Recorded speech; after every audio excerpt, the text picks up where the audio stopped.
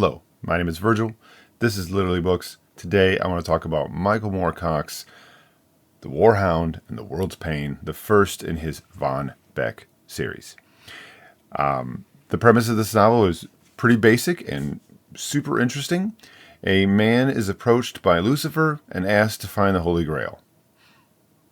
This is set during the 30 Years' War, and Von Beck finds himself in this strange land where there seem to be no living creatures. He finds a castle that seems to be abandoned, but is well stocked, and sort of, having lived sort of a very tight existence for a while, traveling around and fighting in various engagements, he decides to sort of lay up in the castle for a while, as long as he can. He finds this castle is particularly well stocked. It has a very extensive library, and he's there about a week before some troops begin approaching. And he eventually finds that this woman comes to the castle, and although he is originally sort of rebuffed by the troops that she's with, who appear to be dead, she still is able to convince him to come back to the castle with her. And he does, and ends up having great affection for her, and lives and essentially falls in love with her. And it's only after he's been there for a while that she says, well, you're going to have to meet my master. He wants to speak with you. Her master happens to be Lucifer, and this is Lucifer's castle.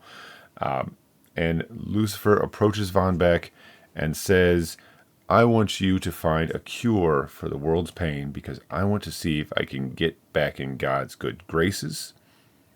And the way that I believe I can do that is with the Holy Grail. So I need you to find me the Holy Grail.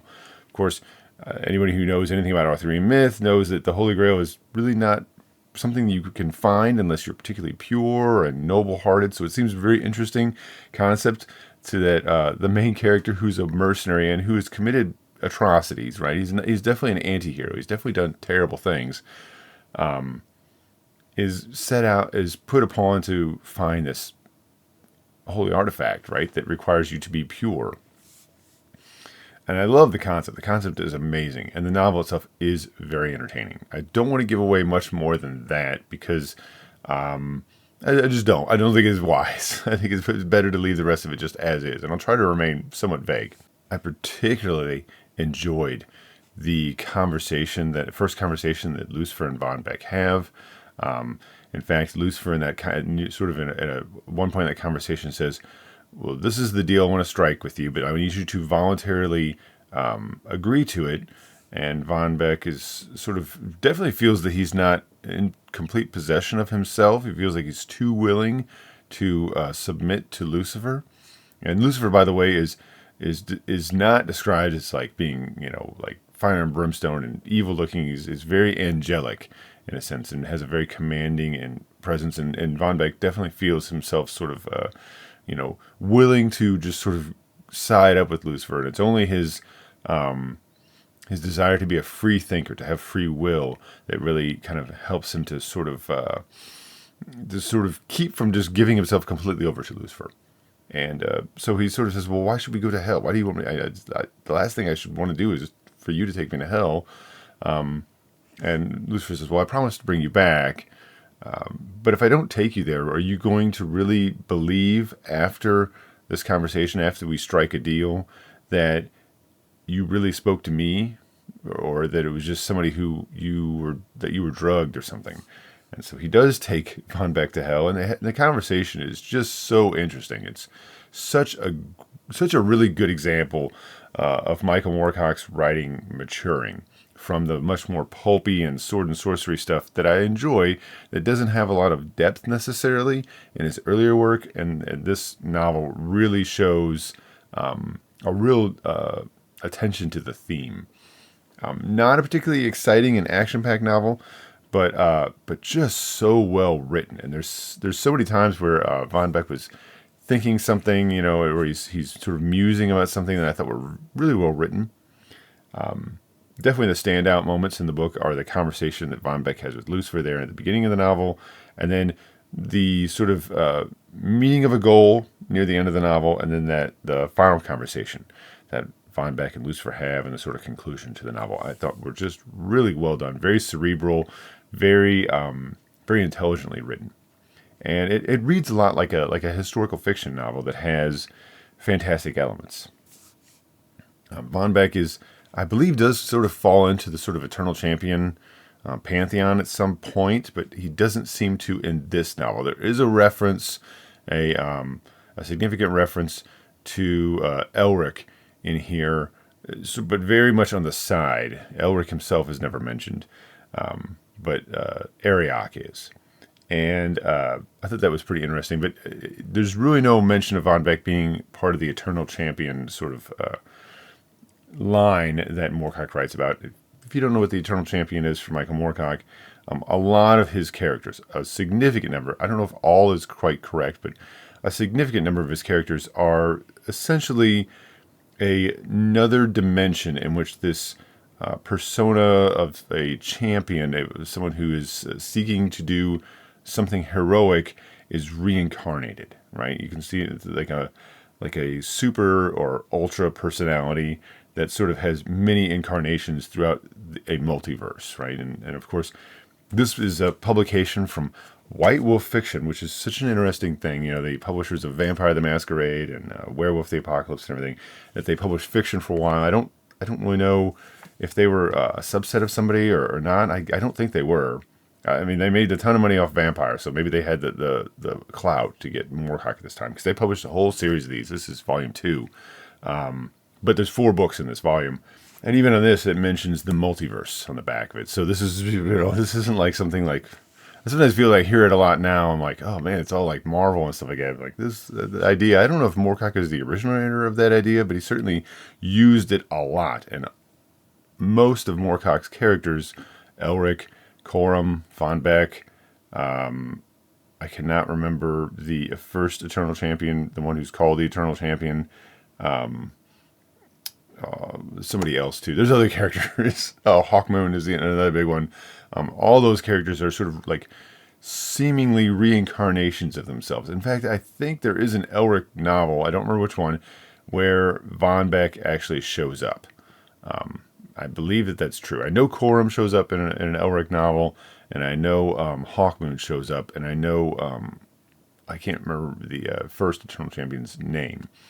But I think Von Beck does show up in an Elric novel somewhere. I'm almost positive. Somebody who doesn't necessarily like pulpy sword and sorcery type stuff could still like Von Beck.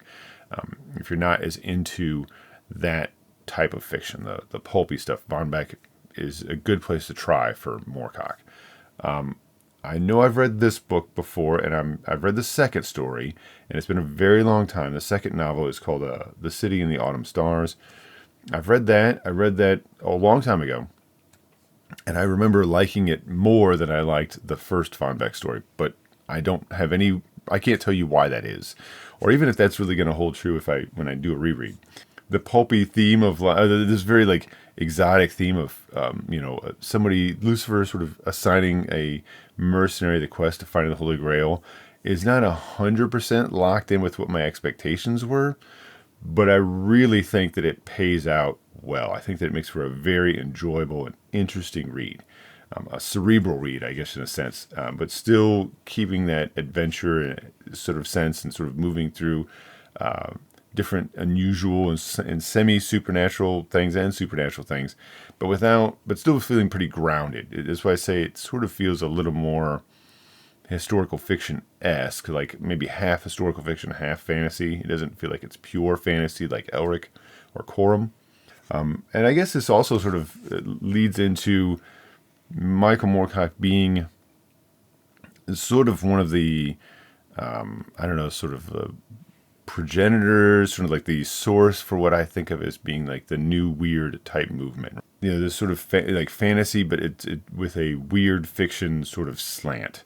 Michael Moorcock, M. John Harrison, and possibly also Myron Peake are all sort of the like foundational people in a sense that a lot of the new weird movement sort of took inspiration from, although they're not exclusively so. But I really feel like Moorcock usually did something different with his fantasy, something unusual. And I think Von Beck is really sort of an evolution of what he was doing with Elric and Hawkmoon. The early Elric stories, the first original 6 or so, are very good, and then are very entertaining for sure. And I really enjoy Elric. And near the end of that cycle, I think that they really become a little something more, especially the last book, the final book in the Elric saga, the 6th book, was a really excellent conclusion to the Elric story. And of course, then he wrote 2 stories later, The Revenge of the Rose and Fortress of the Pearl, were sort of later add-ins. And those I really like.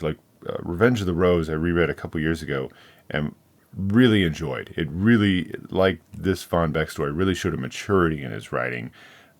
Really, where the sort of adventure stuff was still there, but there was more to the story than just the adventure and something exotic and things like that. There's a little bit more to it, and that it maintained your interest without when the action got turned down. So I really felt that way of Von Beck, and again, I remember the sequel to this being good too. So I bought this so long ago and read the first 2, and I've never read the second, or the third, or the fourth story. So it'll be interesting. And I know they just re-released the first 2.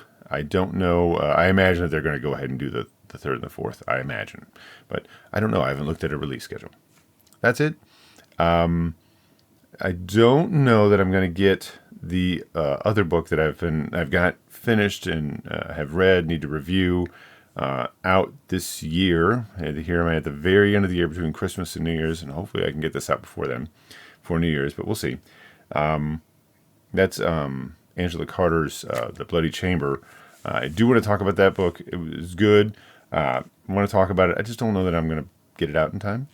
And then I have the year in review type stuff. I was kind of not sure what I was going to do. I'm definitely going to wrap that up with the sort of 500, 600, 700 subscriber video that I meant to do. It's all going to be wrapped together. And I was not really sure how I was going to do it or what I was going to do. And I saw something this morning, saw a video, and I thought, that's exactly what I'm going to do. It's a fantastic idea.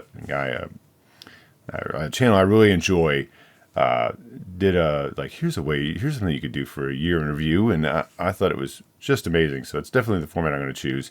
That's the next video I want to make. So Angela Carter's going to have to wait until next year probably. So that's it. Thanks very much for watching. I appreciate your time. Consider liking and subscribing. That's all. Bye.